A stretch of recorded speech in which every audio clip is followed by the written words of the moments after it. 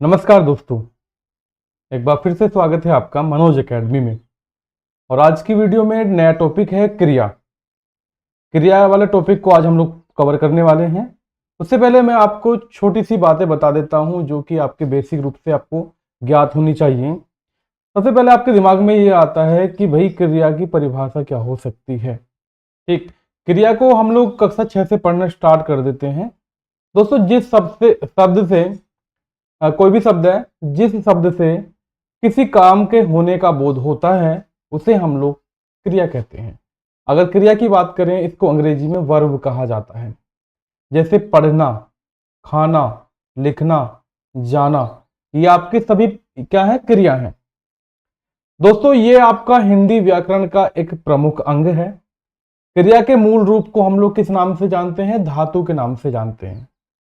आप लोग क्रिया की परिभाषा ऐसे भी समझ सकते हैं कि वाक्य में कर्ता क्या कर रहा है।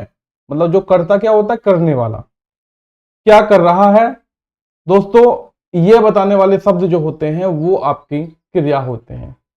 ठीक है, अब इसको थोड़ा सा समझ लेते हैं। मैं लिख लिख कर आपको बता देता हूं। देखिए, क्रिया जैसे हमने लिखा तो क्रिया जो है वो विकारी शब्द है। क्रिया कैसा शब्द है सर? क्रिया आपका एक विकारी शब्द है। लिख लीजिए, आप लोग नोट्स बना सकते हो, वरना हमारे नोट्स आप लोग परचेज भी कर सकते हो। ठीक है, एप्लीकेशन पे सब कुछ है। दोस्तों, इसे हमने अभी मैंने बताया, इसको धातु के नाम से जाना जाता है। इसको धातु के नाम से जाना जाता है। ठीक है, जाना जाता है क्रिया को। और क्रिया की परिभाषा जो है, परिभाषा वही है कि किसी कार्य के करने का, लिखेंगे यहां पर, किसी कार्य के करने का बोध कराने वाले शब्द, बोध कराने वाले शब्द क्रिया कहलाते हैं। क्रिया कहलाते हैं। इतना क्लियर हो गया आपको? आई होप इतने में कोई भी डाउट आपको नहीं होगा। सही है। अब आगे हम लोग बात करते हैं, इसका एग्जाम्पल बताइएगा। एग्जाम्पल में आप लोग लिख सकते हैं, जैसे हवा चल रही है। हवा चल रही है। अंडरग्राउंड क्या करेंगे? क्रिया को अंडरग्राउंड करेंगे। चल रही है, ये अंडरग्राउंड हो गया, मतलब अंडरलाइन हो गया। तो ये क्रिया होगी ना, क्रिया के होने का जो बोध करा रहा है दोस्तों आपका। जैसे मैंने कहा, राम गा रहा है। राम गा रहा है। एक वाक्य और लिख देते हैं हम लोग यहां पर, रामू खेल रहा है। खेल रहा है। इन दोनों वाक्यों में जो अंडरलाइन रहेगा आपका, गा रहा है, खेल रहा है, तो ये तीनों वाक्य हो गए आपके। तो ये आपके क्रिया के होने का बोध करा रहे हैं, जो भी आपके अंडरलाइन है। अब एक शब्द मैंने यहां पर लिखा था, धातु। तो धातु शब्द क्या होता है? दोस्तों, क्रिया को ही हम लोग दोस्तों बोलते हैं धातु के नाम से। क्रिया को ही हम लोग धातु के नाम से बोलते हैं, लेकिन यहां पर हमें लिखना पड़ेगा सर कि धातु, ये भी समझना आवश्यक हो जाता है। सर, आप लोग ऐसे लिखेंगे, धातु के साथ जो है वो ना प्रत्यय जुड़कर क्रिया का सामान्य रूप बनाएगा। नहीं समझे? लिखेंगे, धातु के साथ ना प्रत्यय, धातु के साथ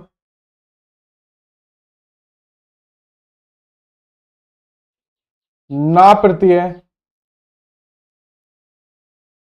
जुड़कर क्या बनाएगा? अभी बताया था, क्रिया का सामान्य रूप बनता है। क्रिया का सामान्य रूप बनेगा, बनेगा। एग्जाम्पल बताइए सर, तभी हमें समझ में आएगा, वैसे समझ में नहीं आएगा। सही कह रहा हूं ना? चलिए नेक्स्ट लाइन देख लेते हैं, यानी कि नेक्स्ट स्लाइड देखते हैं हम लोग। इसका जो एग्जाम्पल है वो कैसे बनेगा। जैसे हम लिखते हैं ली, लिख, एक शब्द लिखा हमने लिख, तो इसके लास्ट में हमने क्या जोड़ दिया? ना प्रत्यय। तो क्या बनेगा शब्द? लिखना। ठीक है। एक शब्द है खा, पढ़, पढ़, खा, इनके लास्ट में प्रत्यय लगा दीजिएगा ना। ठीक, तो हमारे शब्द बनते हैं पढ़ना और लिखना।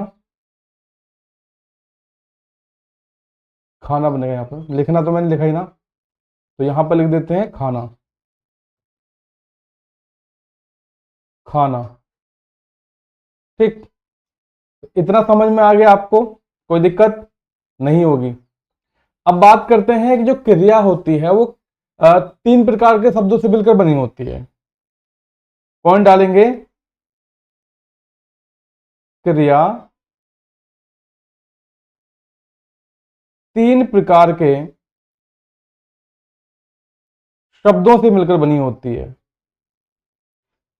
शब्दों से मिलकर बनी होती है। ठीक, कौन कौन से शब्द होते हैं सर वो? देखो ये शब्द जो होते हैं, एक तो मैंने अभी बताया था स्टार्टिंग में धातु, और दूसरा जो होता है दोस्तों वो होता है आपका संज्ञा, और तीसरा होता है आपका विशेषण। विशेषण। देखो यहां पर जो मैं आपको कोर्स करवा रहा हूं, ये इतने आराम आराम से ही समझ लेना आपको आवश्यक रहेगा, क्योंकि हम फास्ट तरीके से या किसी और तरीके से हम लोग किताब में भी पढ़ सकते हैं, लेकिन इस तरह से जो मैं आपको पढ़ा रहा हूं दोस्तों, कभी यकीन मान के चलिएगा, कभी भी नहीं भूल सकते आप लोग। तो क्रिया तीन प्रकार के शब्दों से मिलकर बनती है, धातु से बनती है, संज्ञा से बनती है, और एक अपनी विशेषण से बनती है दोस्तों। ठीक है, धातु के बारे में बताइए सर, धातु से कैसे बनती है? जैसे अभी थोड़ी देर पहले मैंने आपको ऊपर लिखकर बताया था, जैसे धातु से खाना, तो इससे कैसे बनेगी? खा, खा, और दोस्तों हम लोगों ने ना प्रत्यय जोड़ दिया, तो ये बनता है आपका खाना। आया समझ में? दोस्तों जैसे संज्ञा की बात करते हैं, तो संज्ञा में हाथ से हथियाना, हाथ से बनेगा हथियाना, हथियाना, हाथ से बनेगा हथियाना। उसी प्रकार से दोस्तों विशेषण की बात करते हैं, तो विशेषण में चिकना लिखा हुआ है कोई शब्द, चिकना से चिकनाना, चिकनाना, तो ये तीनों आपको समझ में आ गए होंगे। सही है। और नेक्स्ट स्लाइड हम लोग दोस्तों बढ़ लेते हैं। अब जो है हम लोग क्रिया के भेदों की बात करेंगे। जो मेन टॉपिक रहेगा आपका ये यहां से स्टार्ट होगा, क्योंकि जो बेसिक चीजें मैंने आपको बताई हैं, ये बेसिक चीजें बहुत ही कम देखने को मिलती हैं, वरना सब लोग जो है क्रिया के भेद से स्टार्ट कर देते हैं। ठीक है, तो अब आप लोग लिखेंगे क्रिया के भेद, क्रिया के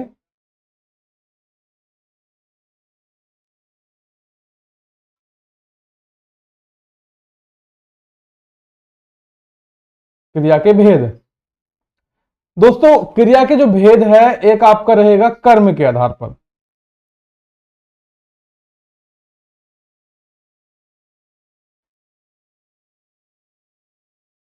कर्म के आधार पर। कर्म के आधार पर क्रिया कितने प्रकार की होती है? दो प्रकार की होती है सर। एक रहेगा आपका सहकर्मक क्रिया, और एक रहेगा आपका अकर्मक क्रिया। तो ये टॉपिक थोड़ा सा बड़ा होने वाला है। एक रहेगा आपका सहकर्मक क्रिया, और दूसरा रहेगा आपका दोस्तों अकर्मक क्रिया।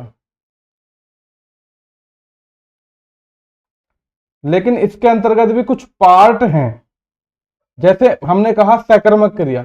सकर्मक क्रिया को भी दो भागों में डिवाइड किया गया है, एक कर्मक क्रिया और द्विकर्मक क्रिया। ठीक है, एक कर्मक क्रिया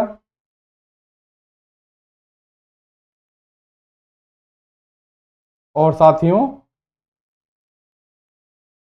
द्विकर्मक द्विकर्मक क्रिया।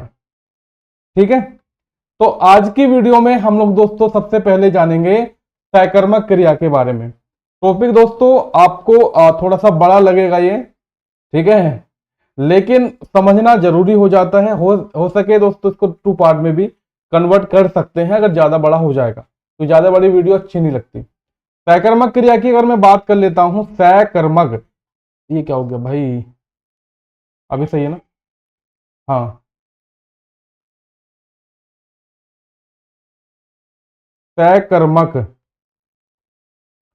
क्रिया मतलब सकर्मक, इसके नाम से ही पता लग रहा है आपको, जिस क्रिया का यानी कि कर्म सहित। सकर्मक मतलब कर्म सहित, कर्म सहित जिस क्रिया का प्रभाव, तो आज जो है वर्ड थोड़े गलत बन रहे हैं, चलो, जिस क्रिया का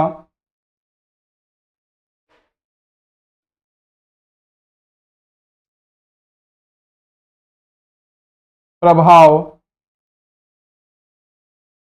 जिस क्रिया का प्रभाव कर्ता पर ना पड़कर कर्म पर पड़े,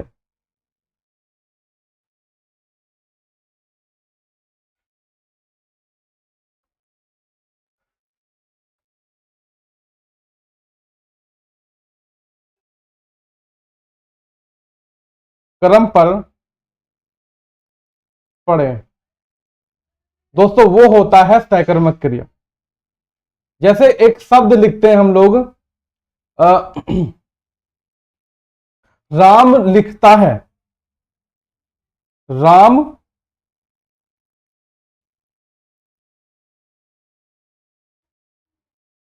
लिखता है। ठीक है, क्या लिखता है? राम लिखता है ना, तो ये सकर्मक क्रिया होगी, क्योंकि इसमें एक डायरेक्टली रूप से दिख रहा है और एक इनडायरेक्टली रूप से दिख रहा है। लिखता है ना, कुछ तो लिखता है ना, तो इसका मतलब सकर्मक क्रिया होगी। जैसे एक शब्द लिखा, मीरा आम खाती है, आम खाती है, तो मीरा क्या खाती है? आम खाती है सर, तो ये क्या होगी? सकर्मक क्रिया होगी। अब इसमें हम लोग एक कर्मक और द्विकर्मक के बारे में भी जान लेते हैं। चलिए दोस्तों नेक्स्ट स्लाइड देखेंगे हम लोग जानेंगे सबसे पहले यहां पर एक कर्मक क्रिया, एक कर्मक क्रिया।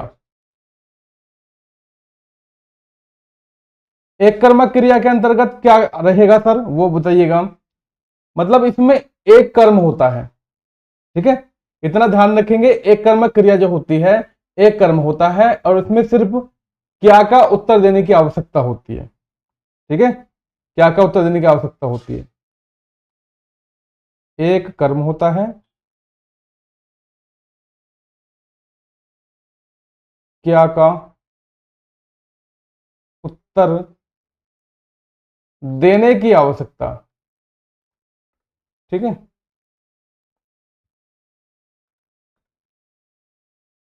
एग्जाम्पल बताइए सर जी। एग्जाम्पल में देखेंगे हम लोगों ने कि राम सेब खाता है, राम सेब खाता है,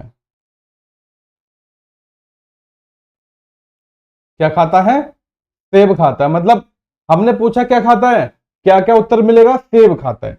मैंने पूछा क्या खाता है, आपने कहा सर सेब खाता है, मतलब खाता जो है वो एक कर्म क्रिया हो जाएगी।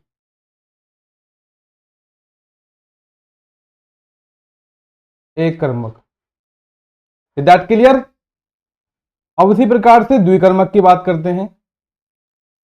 अभी जो हम लोग पढ़ रहे हैं ना, वो सकर्मक क्रिया में एक कर्मक और द्विकर्मक पढ़ रहे हैं, एक कर्मक और द्विकर्मक पढ़ रहे हैं। ठीक है। अब द्विकर्मक में क्या होता है कि क्रिया के साथ दो कर्म होते हैं।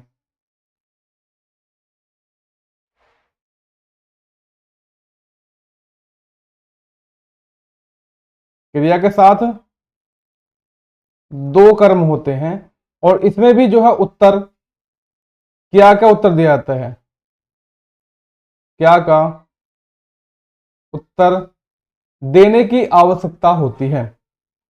अब मैं एक वाक्य लिख देता हूं कि मोहन ने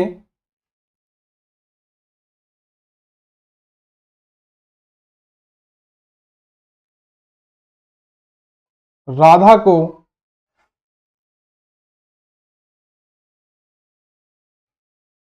पुस्तक दी, पुस्तक दी। अब इसमें दिख रहा है आपको दो कर्म हैं, मतलब मोहन क्या हो जाएगा, मोहन यहां पर है कर्ता, यानी कि जो काम को करता है वो कर्ता होता है, करने वाले को बोलते हैं कर्ता। ठीक है। और राधा क्या है, यहां पर कर्म है। एक राधा कर्म हो गई, और दूसरा कर्म जो है वो पुस्तक है, दूसरा कर्म जो है वो पुस्तक है। और दी या दिया, जो भी दो शब्द आते हैं दोस्तों, दिया भी अगर दी भी, तो ये क्रिया हो जाएगी, ये हो जाएगी क्रिया। तो एक वाक्य आपको देखने को मिल रहा होगा। तो इसमें जो दोस्तों मेरे प्यारे साथियों यहां पर द्विकर्मक क्रिया हो जाती है।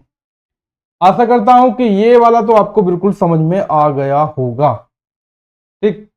अब उसके बाद दोस्तों हमें पढ़ना है यहां पर अकर्मक क्रिया के बारे में। नेक्स्ट स्लाइड चलिएगा। अकर्मक क्रिया।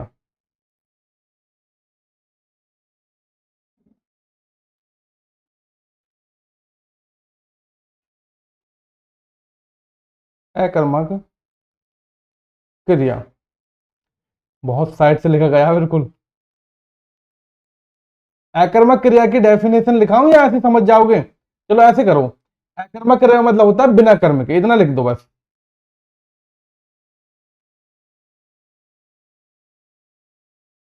बिना कर्म के अकर्मक क्रिया, यानी कि बिना कर्म के। क्रिया का फल जो है कर्ता को मिलता है।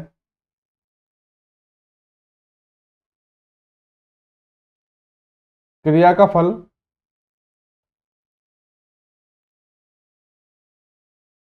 कर्ता को मिलता है, इतना लिख लीजिएगा।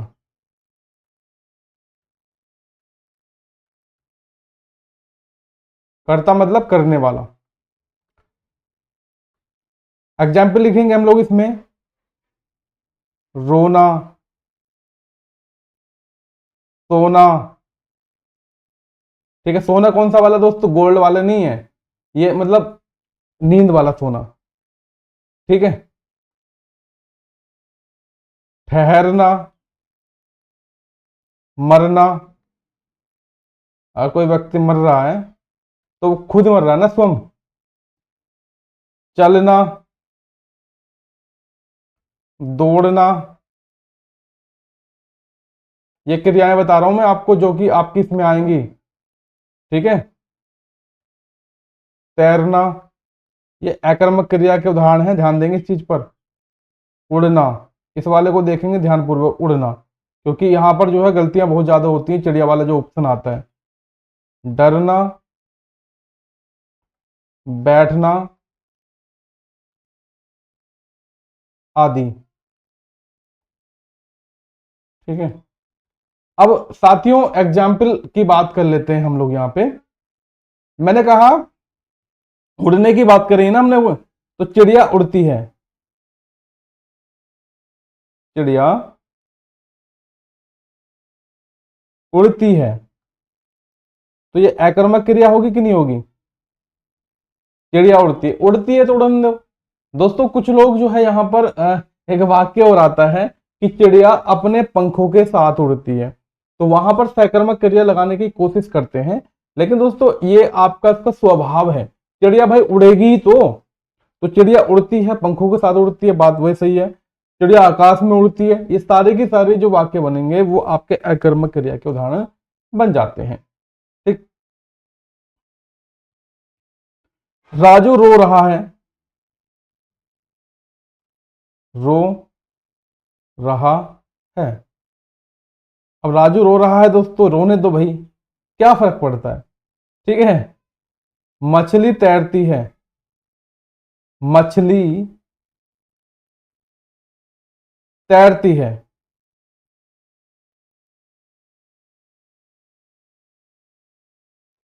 तैरती है।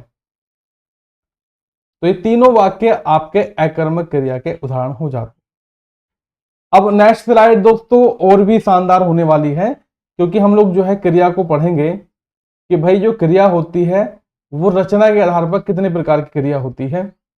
तो ये चीजें हम लोग दोस्तों नेक्स्ट क्लास में पढ़ेंगे। अकर्मक से अकर्मक क्रिया हम लोगों ने यहाँ पे पढ़ ली है, या इसी क्लास में पढ़ा दूं, क्योंकि टॉपिक तो बहुत सारे हैं। 20 मिनट की क्लास होगी दोस्तों। हम लोग जो है रचना दूसरी क्लास में पढ़ेंगे। फिलहाल के लिए इतना ही काफी है। जय हिंद, वंदे मातरम।